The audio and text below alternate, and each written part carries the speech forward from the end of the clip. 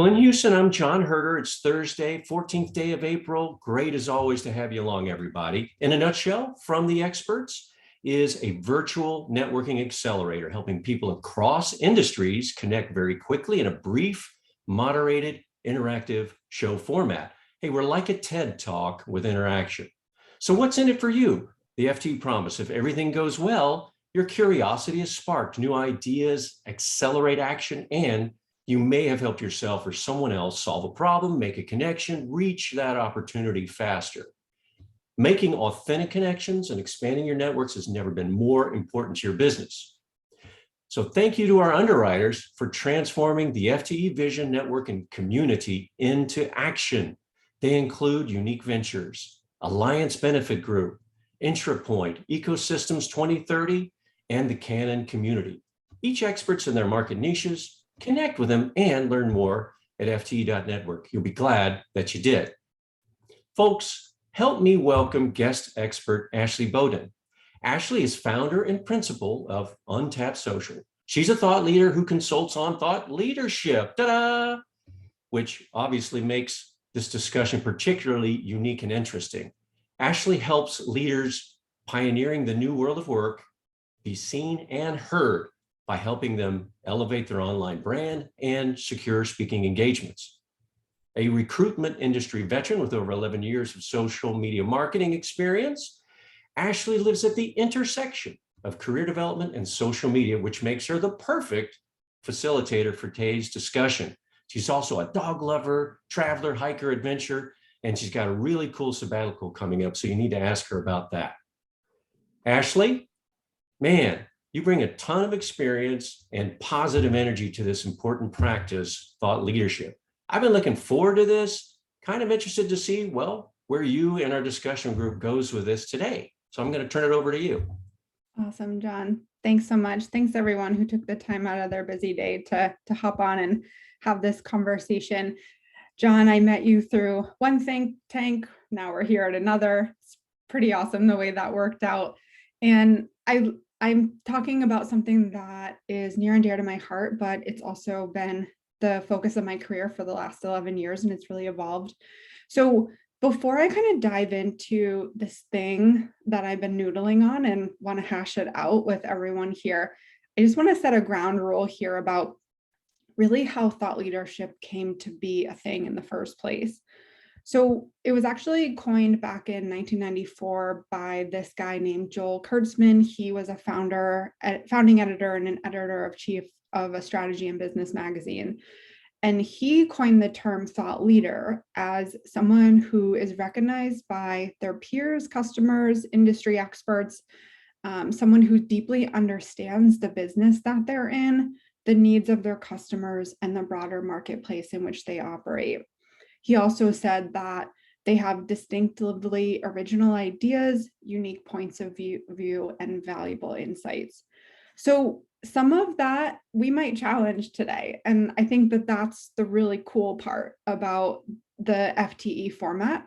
I think for me personally, this definition has really broadened its scope since it has evolved over the last 30 years. I think, in my opinion, what I've seen is the way that we measure thought leadership today is by its ability to influence behavior with the people that we're targeting. And that necessarily didn't come through when thought leadership originally came to be. So I think it's definitely broadened its scope. More importantly, I think it's really evolved into a marketing tactic that has had a huge impact on the buyer's journey and the sales process.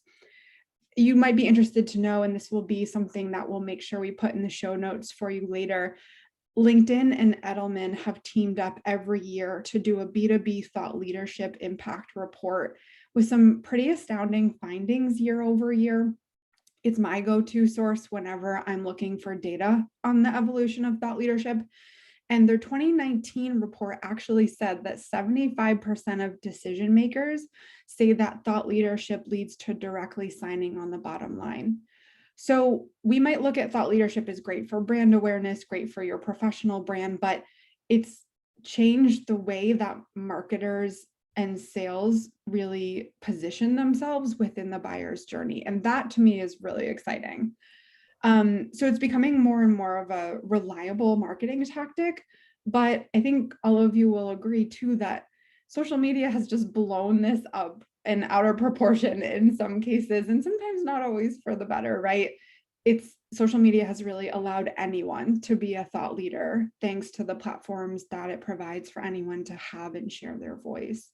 So I don't know if you've been watching, Brian, I'm sure you have. Brian Grover here. We've been talking about this a lot, how what's been interesting to me is really seeing where LinkedIn has made investments in thought leadership in the last even 6 months.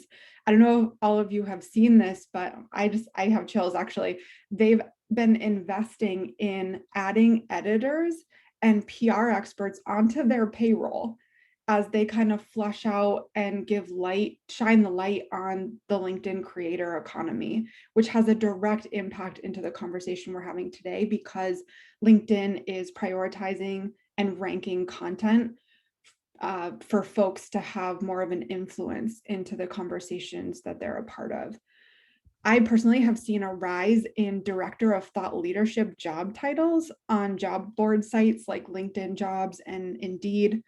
So you can see where in the B2B space in particular, but also in the B2C space, where the investments have been made in platforms like LinkedIn to really elevate the next wave of thought leadership. I think what's also worth noting before we switch gears and really dive into this challenge that I've been having is when thought leadership came to be, and maybe you might have come to this conversation with, okay, thought leadership, how I know it is portraying like outward, right, to our external audiences. How do I become a thought leader in front of an external audience? How do I position myself externally? But I want you to keep in mind that the evolution of thought leadership has really also included the internal conversation. And what I mean by that is clients are now coming to me and saying, yeah, I want to be known as a thought leader in my industry, but I also want to be known as a thought leader in front of my colleagues and the people that I work for and with. So as you're thinking about thought leadership, let's not pigeonhole ourselves into just thinking about this external position that we portray, but let's also think about how we're seen as thought leaders within the company that we keep. So I just want to kind of lay that ground rule as we're kind of moving forward. That's my perspective on the evolution of thought leadership. I'd love to get your thoughts, and we'll have that conversation in just a moment. But I want to pose this thing that I've been noodling on when it comes to thought leadership and thought leaders. So for those of you who don't know, my job is to manage my clients' online brand and reputation in the space, and a lot of times their external position in the market, and also their internal position in front of their colleagues and peers. And oftentimes what that means is I'm posting or coming up with posts on LinkedIn to post on their behalf. A lot of times I'm drafting up talking points for their upcoming speaking engagement, or I'm recommending industry trends that I think they should have a point of view on, and I'm helping them craft that messaging. So recently, I've been helping a client of mine kind of stand up this monthly virtual event for his target audience, which is up and coming HR leaders who are influencers in big conversations, but not necessarily decision makers. I'm going to call him Joe for the sake of this conversation. So Joe is a partner at an insurance brokerage firm in Boston. He's responsible for sales and business development. And he doesn't always know the intricacies of what his colleagues do. So he's not the one negotiating employee benefits renewals or implementing new HR technology for his clients. That's not his role. But he is responsible for being the face of his company, and he's always out in front of potential customers. So the question that I've been noodling on lately, and I want to open it up to you, is do you have to be a subject matter expert in your industry in order to be a good thought leader? John, I don't know if you want to poll the group and see Thanks, what the Ashley. sentiment might be. So Ashley's got these questions, gang. So if you go ahead and take a few minutes to answer these, Ashley, why don't you kind of give a little context, I guess that would help. Sure. Yeah. So number two is pretty straightforward, right? Do you have to know the intricacies of your industry or the business, like really, really in detail? Do you have to be known as a subject matter expert in what you do in order to be a thought leader, in order to be seen as a thought leader? So that's number two. And tied to that, back to number one is, as I've kind of given you a little bit more context into the evolution of where thought leadership came from and where it is now, what do you think the purpose of thought leadership should be? Exactly. So we're doing pretty good. We've got about half of the people who've responded. We're working ourselves along there. And I see that one of our guests here, Brian Skeels, well, he is a subject matter expert. And, he was asking, well, does a fellow, darn it, I lost it, Brian, does a technology fellow, is that a thought leader? And so technology fellow would also be a subject matter expert. So he's right on that. Yeah, interesting. And what do we mean by fellow? Well, it's usually associated with professional societies as being an expert or top of your class. Like I'm also an ASME fellow. There are also civil engineering fellows, but mainly the professional societies, some universities. For example, the whole term got started at Trinity University back in Dublin years ago, when their peers amongst the professorship, when they recognized somebody as being really top, cream of the crop, they elected them to a society of fellows. And that's where the term kind of got started back in the 1800s.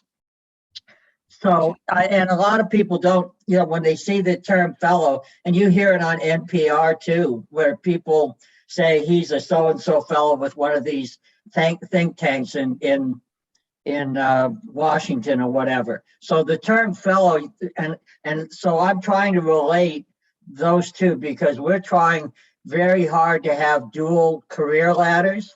So you've got a management career ladder and you've got a technology career ladder, and you can be one or the other, at least toward the top, but you can't be both.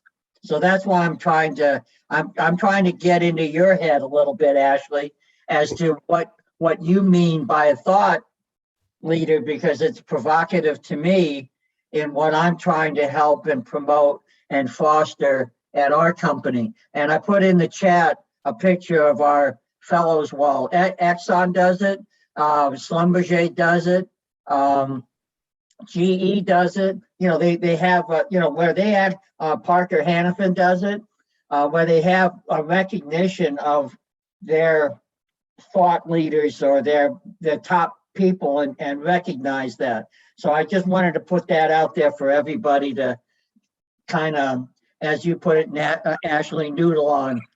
Right.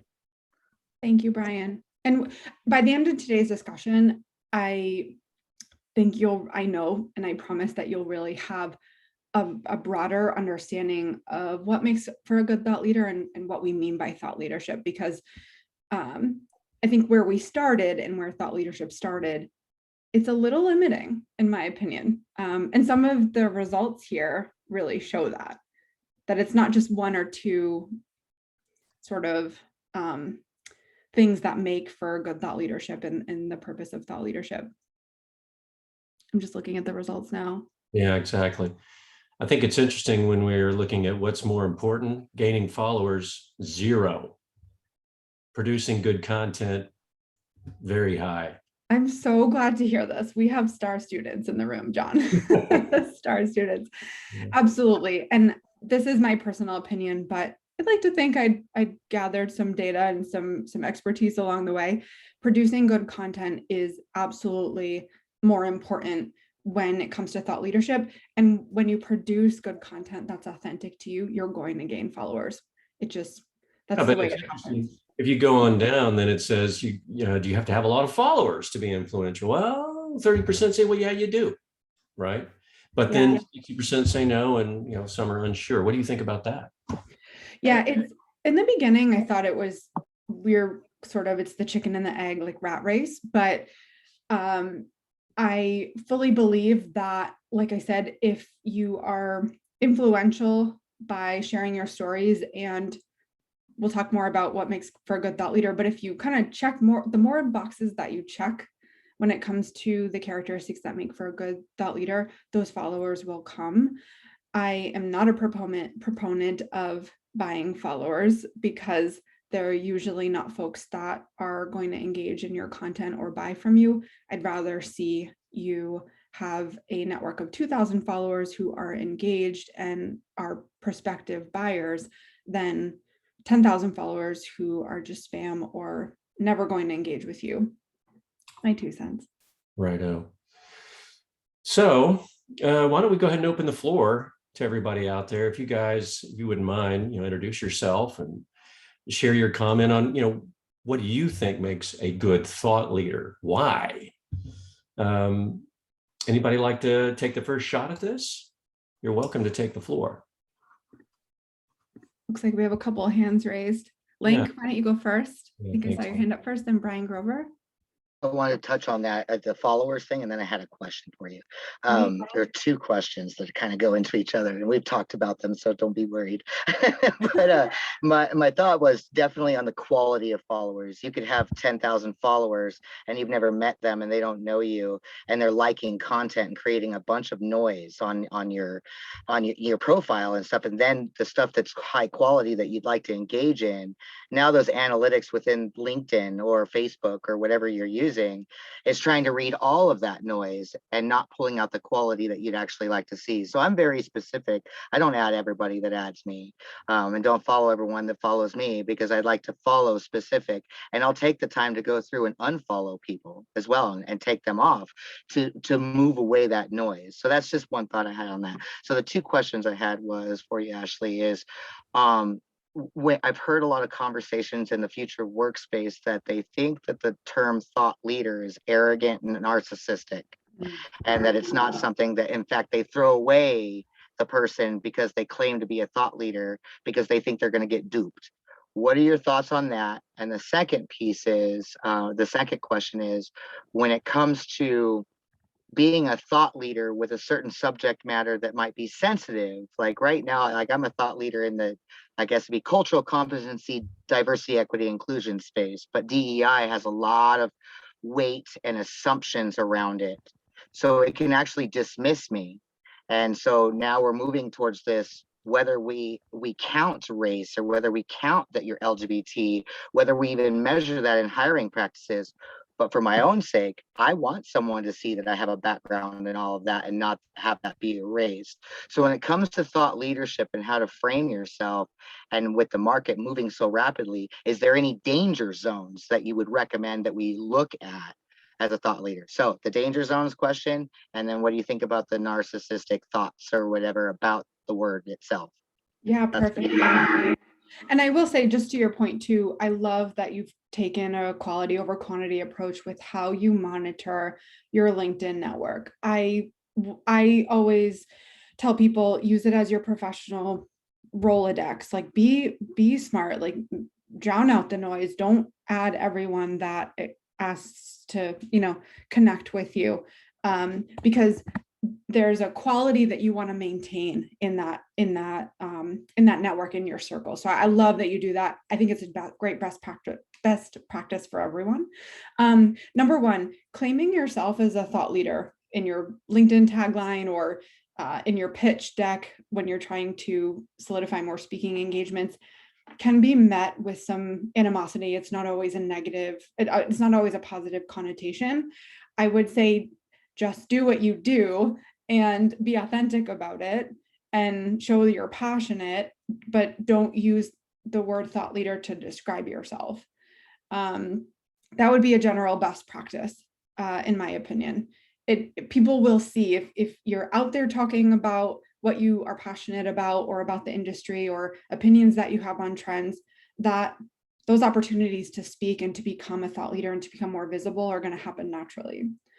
I hope I answered your question. Number two, if you are trying to position yourself as more of a visible industry pioneer in maybe some sensitive topics or sensitive buckets, I think best practice here is there's a real balance, and we could have a whole conversation on this link, but I think there's a real balance with being bold and putting your stake in the ground about what you believe, and and and and sort of being vague enough that you can attract a large audience, right? I would say in your bold statements and in your passion, don't lose sight of that, because the right customers and the right audiences are going to want to work with you and have you on stage because of your passions. So if there's anything that you say that's met with animosity, really look at the person delivering that. Is that someone that you want to work with? Is that someone that you want in your circles? Is that a population or a group that is going to fulfill you in your work? Do you want to spend your energy there? I think that's the best way I can answer that. Yeah, I love this where Matt's really, hits home with me. He's talking about, hey, thought leadership is like authenticity. It comes from your actions, right? Come on, you got to earn this. But then as Arthur says, he's like, there's a lot of narcissists that are doing really damn well in this thing. So it's yeah, fair. And I think whether we call them narcissists or what have you, in the end, that's going to come out. So I always say, stay passionate, stay in the lanes where you can show up authentically on a LinkedIn post, externally, when you're on stage. Stay in those lanes, because it's like if I were to come on here as a thought leader and try to recite like the German language, that takes a lot of effort for me to do. And you're going to see right through it that I'm not a fluent German speaker, right? So I always say best practice is that's going to come out anyway. And it's hard to kind of filter through the noise and the crap, especially online. But the more that you connect with the audiences that a thought leader is surrounding themselves with, I think you're going to start to see through a lot of that. Yeah. Right. One of the things that comes to my mind is, we have thought leaders right now, right with us right now, but what does it take? What kind of commitment? Yeah, it's a great question. And then Brian Grover, I know you have your hand raised as well. Sorry. What does it take to be a good thought leader? I see thought leaders who are good thought leaders have really invested in their personal and professional brand, but they've also gotten really clear about their voice. They've gotten really clear about where they stand with certain trends or movements or eras, with topics. So I see it as sort of a journey and not a destination, if you will. And we'll get into some of this as well, but I think there's a commitment of facilitating dialogue and dialogue that matters. And we can have a whole other conversation on that too, but I think there's a commitment where the best thought leaders I have seen and I have worked with really bring people together. Right. And they say, this is important dialogue. This dialogue needs to happen. And I'm going to get the right people in the room and hash this out. And maybe policies result as, from those conversations, maybe standards get put into place, or new products and solutions are brought to market because of it. Got it. So we've got Grover and then Hani. So when I think about thought leadership, I kind of come at it from kind of two perspectives, from like almost like the creativity and fiction sort of realm. And the first thing being, there's nothing new under the sun.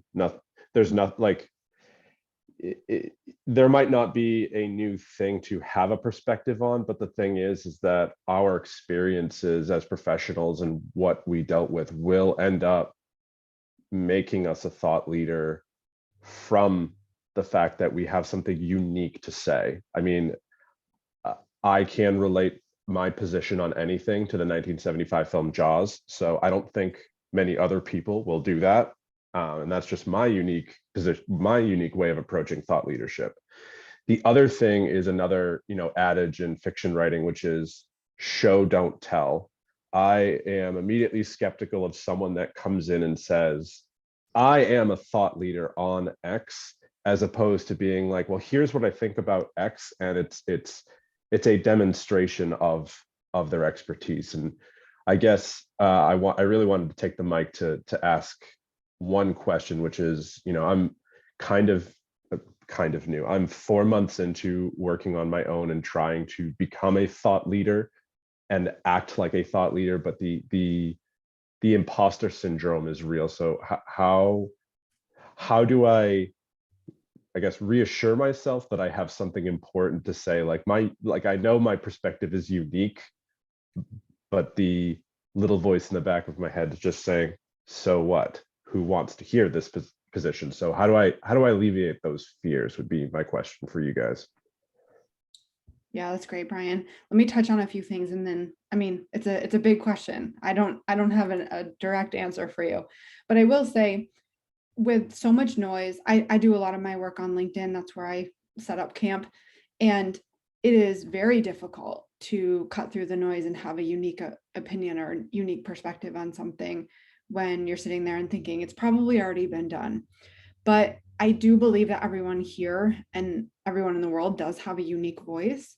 And even if you're talking about a similar topic, you bring your own personal experiences, stories, and anecdotes to that conversation within that unique context. So I think it's worth being confident in that, but I also think it's worth really looking at, do you have to have these full-fledged opinions in order to be seen as a thought leader?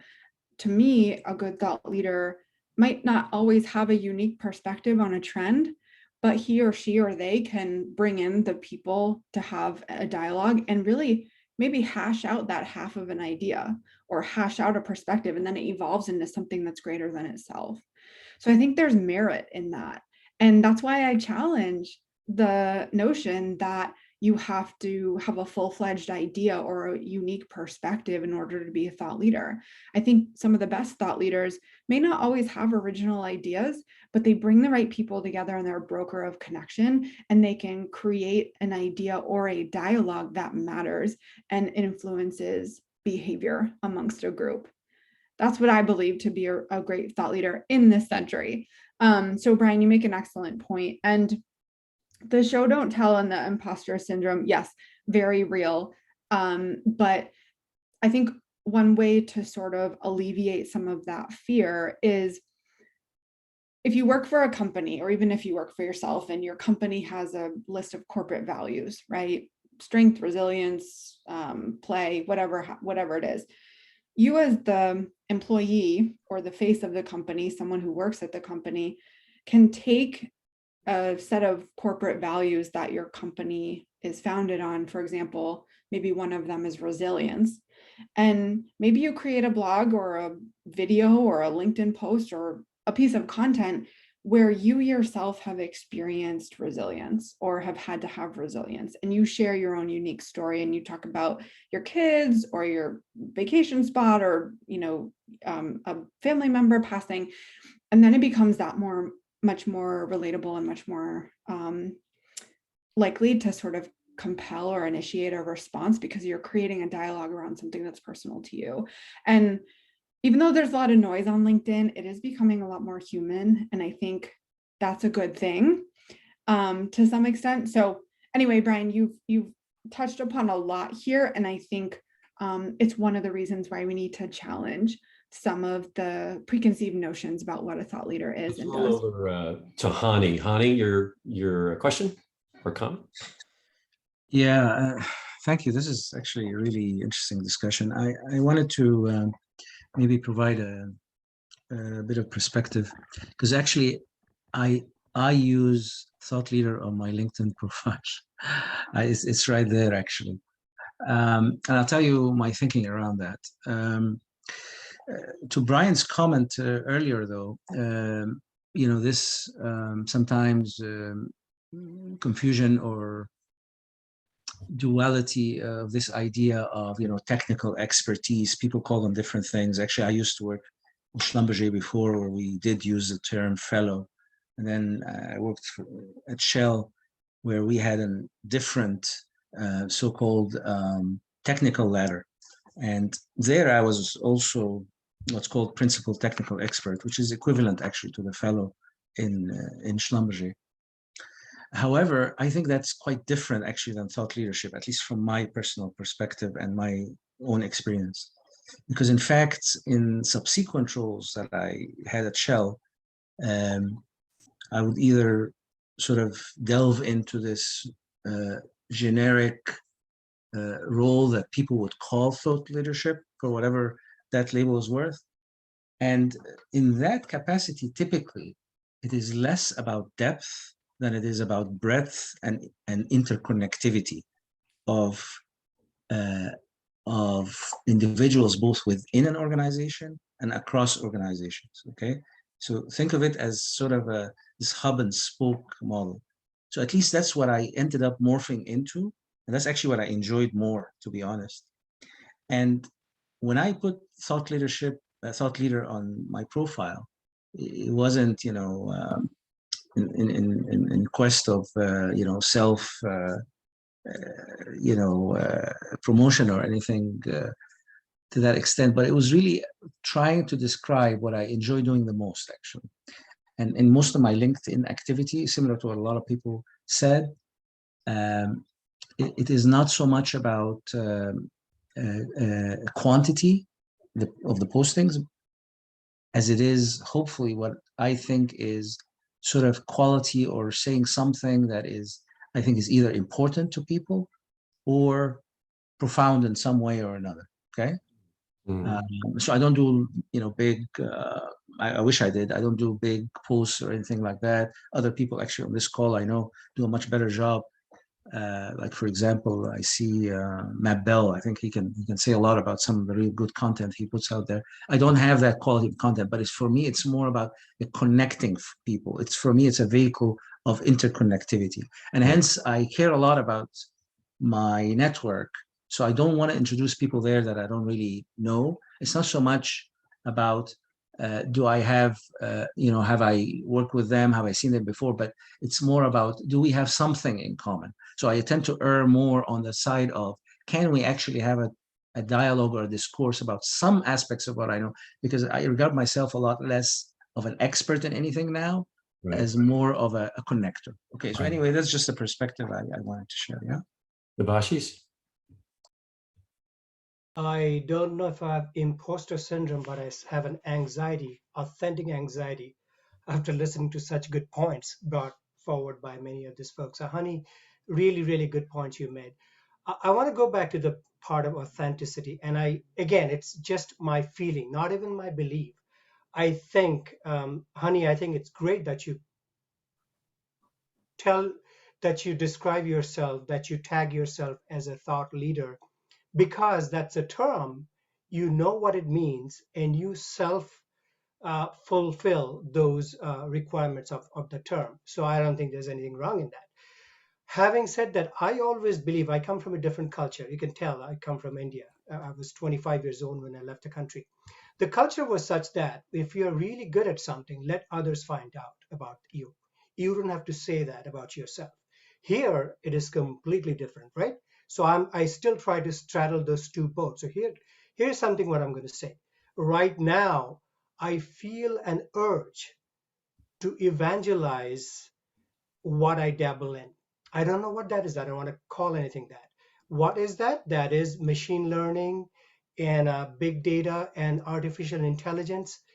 And I feel that in healthcare field, especially with the advent of CRISPR and other technologies, someday I want to do something about it. Where am I compared to that? At the very bottom. But as I've started dabbling in those things, some of that excitement reminds me of when I was in 11th grade solving difficult differential equation problems. So that's what tells me there's an authenticity in me. Now, would someone be able to see that? I don't know. But I'm not going to, go out and prove myself to be a thought leader. My job is going to be to really understand what I know and how can I communicate that. And by the way, Honey, you communicated your points very well. So I will see where I am, as authentically and as gradually where it is. network in a positive and constructing manner, not to self-elevate, because from all of this comes a satisfaction of being in the arena and doing things that matter. Very Well nice. said. And if I could touch on Yeah. Hani and Dabashi's points, there's a lot there. Hani, you had talked about depth versus breadth. I think a good thought leader exercises, lives within that middle ground and prioritizes both. But the foundation here is the quality. So, and I want to speak to Arthur's point too about making sure that your quality of posts or what have you, wherever platforms you're on, that it's a quality over quantity approach. Arthur, you had said you had talked to a marketing agency that said that building an audience without posting a minimum of 4 to 5 weeks is tough, or 4 to 5 times per week is tough. It really depends, but I always tell my clients that I'd rather see you post 1 time a week with a post that matters.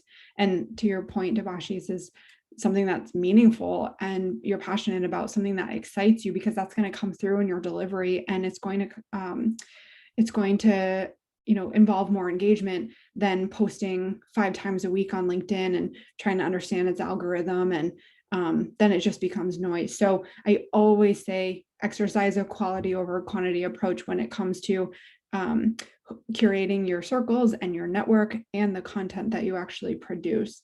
And I think to the point of like whether or not to name yourself as a thought leader, why don't you just embody it?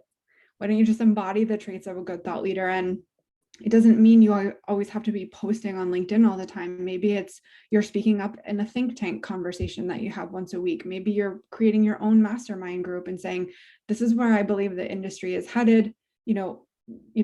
Let's talk about this. Let's have a discussion, those sort of things. So I think there's a level of embodiment that speaks for itself, rather, like to Brian Grover's point, show, don't tell. There were some other points. There were such good points in both of those discussions that I think I lost the other thing I wanted to mention. But No, that's great. I mean, we've got time for maybe another comment. Anybody want to piggyback on with their experience? Chase, I know, for example, you're coming from the armed forces background and in a new role these days. Yeah, so thought leadership within the military is incredibly difficult to attain. A lot of it is centered around this idea of air quotes innovation right now, and everything is personality driven. So if you get a cohort of like-minded individuals, we can get a lot of things done in a very rapid fashion. For the most part, those folks are independently engaged and not necessarily empowered by leadership. Conversely, the folks that we do put into roles as thought leaders are identified based on their promotability potential and not necessarily their acumen in that space. So a lot of those folks that are identified are immediately disregarded, for lack of a better term, because we kind of know the game on the inside. So what I put in the comment there was a lot of the folks that we see be highly successful in thought leaderships in their area leave the service because they get frustrated, and they immediately find radical success when they get out into their civilian career. So it's an incredibly difficult and interesting challenge within the walls of the services. Cool. wow. Yeah. That's Wow. it. What kind of success do they have? A lot of companies, I mean, getting into consultancy specifically because they understand the intricacies of how the military works. I'm on the acquisition and contracting side. So, when we try to do things better, faster, smarter, cheaper, it's not in the grading metrics for individuals within the service. We're graded a very specific way, and as long as we meet that, we get paid every 2 weeks. So there's not an incentive there. So people that are savvy and want to do things better, faster, cheaper, and better for the warfighter get frustrated. They leave. They get high-powered consultancy jobs and things like that, and they help accelerate on the industry side. And we lose that. We have a massive vacuum of incredibly valuable talent that we lose on a daily basis because there's not a roadmap for them to stay in their role that they enjoy. Now they have to promote or move. So yeah, and I totally see that there are systems in place, and those might be hard to rub up against for sure. I see that in the B2B space as well, where sometimes companies, from the top down peg, like they tap certain leaders and say, you need to be a face. We want you to be a face of this particular business unit, or we want you to be a face of this particular product. And they might not necessarily have the skills or the innate ability to be a good thought leader. And there's some folks within an organization that don't know that they're good thought leaders, and because they're not trying to be, but they know a lot about their industry or what have you, and they check a lot of those boxes. So that's why I've been seeing sort of an evolution here of companies investing in thought leadership from the top down and really looking at what skills make for a good thought leader and being open to that. But also, it's kind of like the conversation we have about individual contributors versus managers. Some folks within an organization are great individual contributors, and so we naturally think that we're going to promote them and they're going to be a good manager. Mhm. That's a totally different skill set, right? I would argue the same is true in this space. When looking at who's a good thought leader in the organization, who presents themselves well, who has good delivery, who's passionate about the topics. But yeah, there's systems in place that don't always support that. I wish we had time to get everybody else's input, but we're out of time. So Ashley, any last words? Oh man, I feel like we just got started. I know Yeah. Well, there are some leave behinds that John's going to send you. On UntapSocial, we've created an infographic of the 7 traits or characteristics that make for a good thought leader. So we'll make sure that you have those. I would say the biggest thing, if you can walk away with one thing today, is to really challenge yourself to think differently about what makes for a good thought leader. Having dozens of followers, or presenting in a way where you only have fully fledged out ideas to publish, or being a subject matter expert, those sort of characteristics are great, but they don't necessarily need to fit the mold of what a good thought leader looks like today. And I think the other thing too is, don't be afraid to be bold. Don't be afraid to put a line in the sand. If you're passionate about a topic or something going on in the industry or the work that you love to do, don't be afraid to take a stand, because the right people are the people that you're going to attract. And get started on LinkedIn or whatever social or internet platforms where you have a presence and where you connect with your audience best. Make sure that your profile there is optimized and that you're having conversations. I always say it's far better at this point, from everything I know about LinkedIn in particular, it's far better for you to spend 15 minutes commenting on other people's posts about conversations that you're passionate about than trying to post something of your own on LinkedIn. So really be that person that engages in dialogue elsewhere rather than posting something just to post something. Well, thank you very much, Ashley. Hey, folks, how was the talk and discussion today? Gus, go ahead and drop that 30 seconds. I just wanted to say real quick, I don't know how Ashley is so young and so pretty and yet so sage all at the same time. So that's amazing. So I'll drop my hand now, but that's what I wanted to get that in. It's been amazing. Thank you, Brian. Really appreciate that. Sounds like a follow-up to me. So folks, take that 30 seconds and fill out the FTE survey. Let us know how we did. If you or somebody you know is a thought leader and wants to test drive your current idea, just like Ashley did, to help others learn, connect, the call for experts is open. So connect with us. So is our call for annual members and company underwriters. If you want to be benefiting from transforming this vision of FTE, network, and community into action for good and good business, let us know. Share FTE with your friends and your networks. This is how we grow. Bring them, invite them to our events, and also to our library of experts on the YouTube and podcasts. Next up on our FTE show is going to be April 25th, Artificial Intelligence Project Basics. Now it's very different, right? For business managers. Our guest expert, Manny Burnaby, spotlights some of the typical pitfalls to watch out for when launching new AI projects, along with some practical structured framework and approaches that help reduce risk and improve the likelihood of success. Don't want to miss it. Register now on our website, fte.network. Folks, we're out of time. Man, Ashley, thank you once again. What a great time, great dialogue. And to all of you for making time to connect and learn from the experts. Take care, everybody. We'll see you next time. Everyone, thank you.